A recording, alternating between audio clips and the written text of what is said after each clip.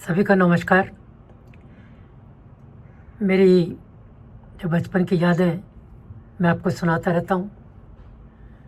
पता नहीं आप लोग उनका वैसा ही मज़ा ले पाते होंगे या नहीं, जैसा कि मैं जब उन्हें याद करता हूँ तो वैसा ही मज़ा मुझे आने लगता है जैसा बचपन में आता था। ये सब कहानियाँ नहीं हैं, अपने ऊपर बीती हुई बातें हैं। और इसलिए जब मैं ये यादें, ये घटनाएं आपके सामने रखता हूँ तो सच कहूँ उनमें डूब जाता हूँ।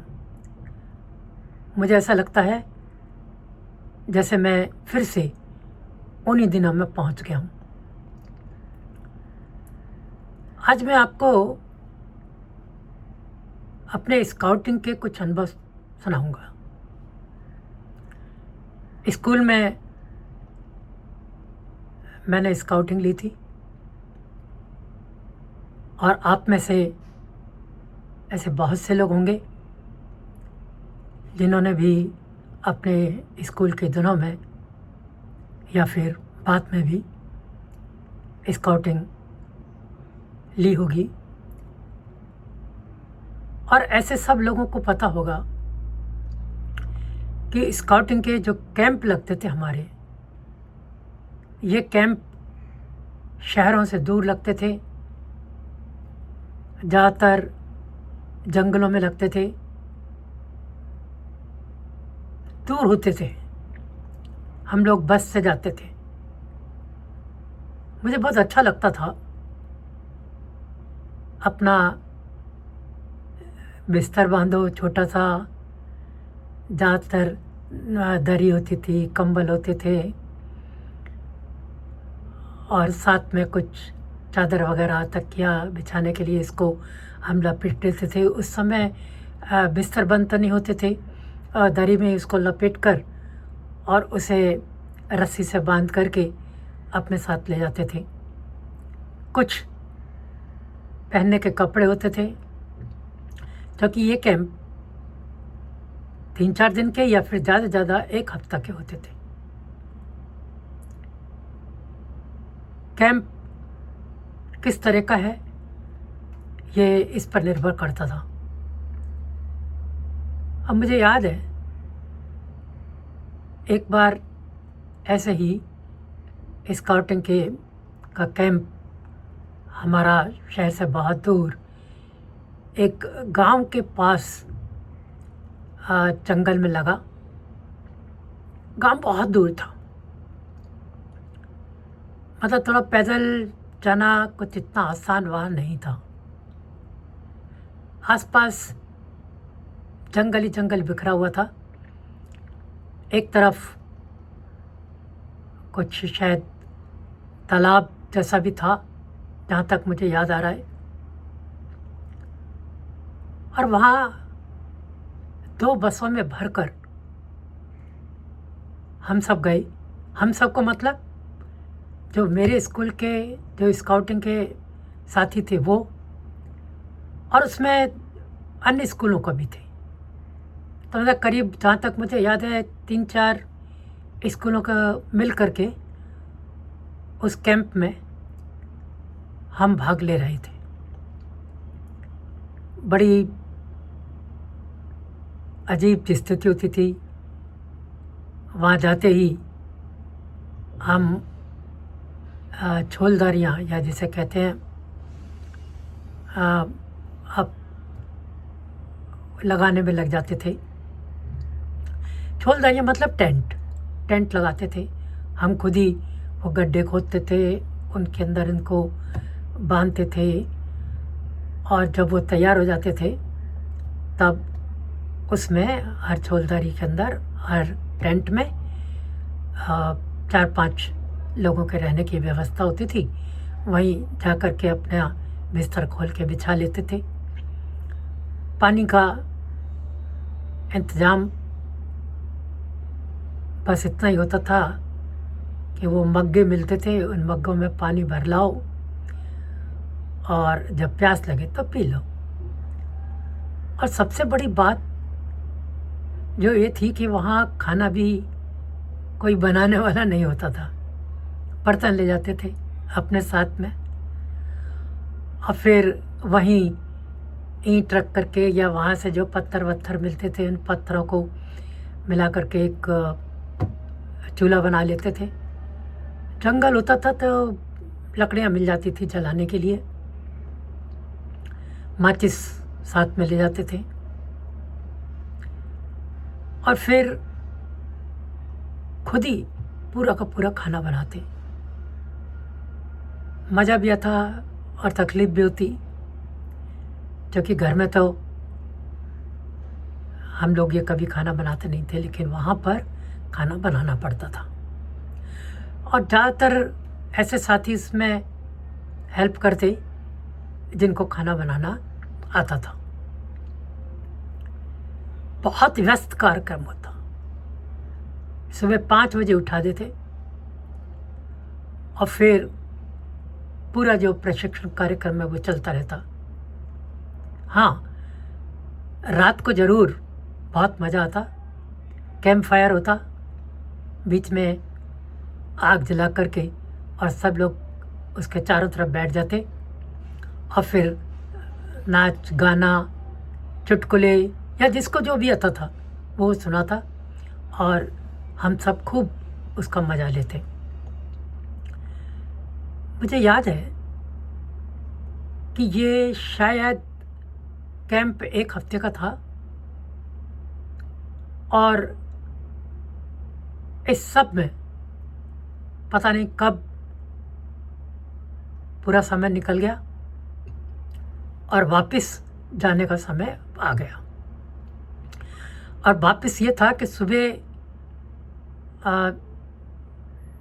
8 बजे के आसपास बसें आ जाएंगी, 2 बसें, और उनमें हम सब बैठ करके और फिर शहर जाएंगे, अपने अपने घर जाएंगे।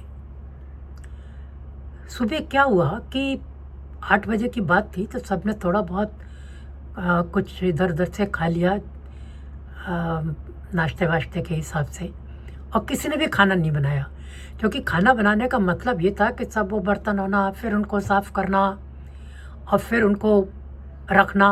और जबकि सबको ये उम्मीद थी कि बस क्या होगा कि बसें आएंगी, बैठेंगे और आधा घंटे में शहर पहुंच जाएंगे, अपने अपने घर पहुंच जाएंगे, तो खाना वहीं जा कर के खाएंगे।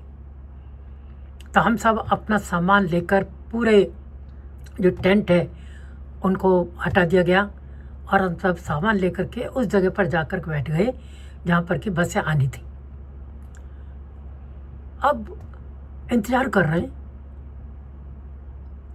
और कोई बस आ ही नहीं रही है।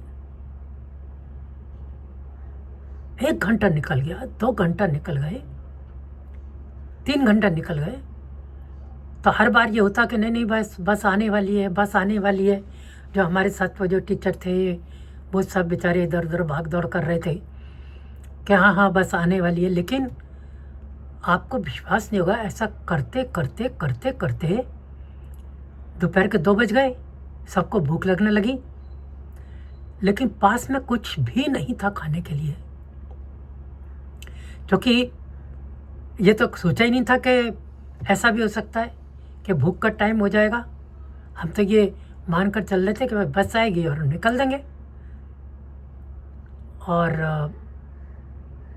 लेकिन आपको कैसे विश्वास दिलाऊं कि वो टाइम तो निकल गया खाने का दोपहर का, उसके बाद भी बस नहीं आई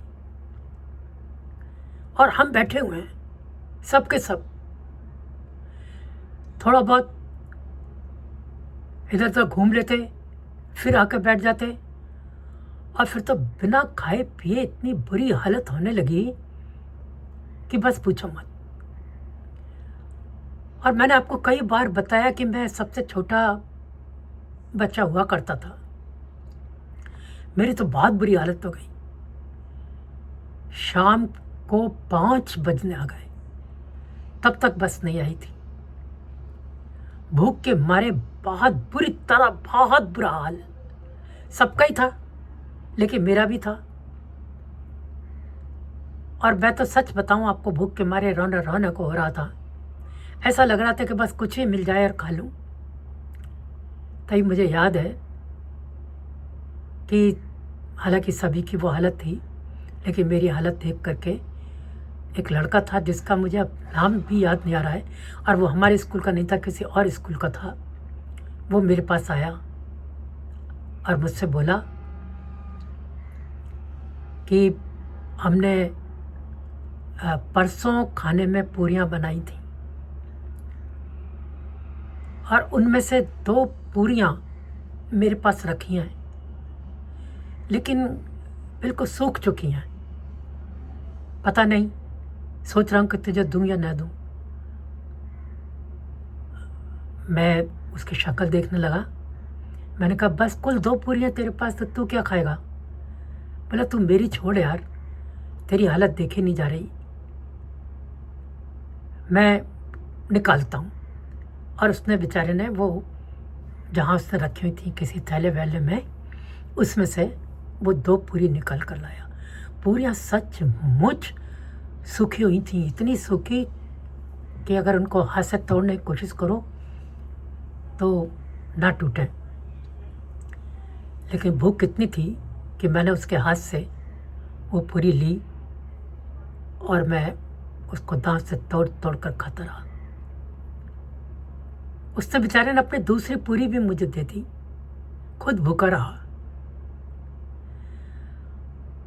और उन पूरियों का, उन सूखी पूरियों का स्वाद, ओहो, वो तो अमृत तुल्य थी उस समय। बस मैं क्या बताऊं, आज मैं जब सोचता हूं तो मुझे वो कहावत बिल्कुल सही लगती है कि भूख में किवाड़ भी पापड़ लगता है। उस समय तो सचमुच मुझे ऐसा लगा कि जैसे ये कुछ बहुत ही अमृत मुझे मिल गया है। थोड़ी सी भूख मिटी और सुबह के बैठे बैठे करीब शाम को 6 बजे के करीब जाकर के बसें आई। मालूम पड़ा कि वो बसें चल तो सुबह ही दी थी, लेकिन पता नहीं अचानक बीच सड़क पर एक बहुत बड़ा भारी पेड़ गिर गया, जिसको उठाया नहीं जा पा रहा था बिना क्रेन व्रेन के। और वो क्रेन जो है शहर से आने में इतना समय लग गया, और उसके बाद ही वो बसें वहाँ से निकल पाई। खैर बसें आई, हम सब उसमें बैठे, घर आए, और शायद सबने पहला काम ये किया होगा कि घर जाते ही वो उन्होंने कुछ ना कुछ दे करके खाया होगा। सभी की बुरी हालत थी, लेकिन उस लड़के ने जो कुछ उस दिन मेरे साथ किया वह मैं कभी नहीं भूल पाता हूँ। ये बहुत मुश्किल होती है कि जब कोई अपना हिस्सा किसी दूसरे को दे दे। पता नहीं मुझे वो खाने में जितना सुख मिला होगा, हो सकता है कि शायद वो मुझे खिलाकर उसे भी उतना ही सुख मिला हो। ये बहुत बड़ी समझने की चीज़ है। और मैं आपको कई बार कहता हूँ कि ये छोटी छोटी घटनाएं तो हैं, लेकिन ज़िंदगी को समझने का अवसर देती हैं। मैं आज के अगले एपिसोड में अपने स्काउटिंग का एक और किस्सा आपको सुनाऊंगा। तब तक के लिए नमस्कार। देखते रहिए छोटी बातें बड़ी यादें। मेरे साथ चलिए, आपका साथ मुझे बहुत अच्छा लगता है। हाँ, सब्सक्राइब करना ना भूलें। तो मिलते हैं फिर। नमस्कार।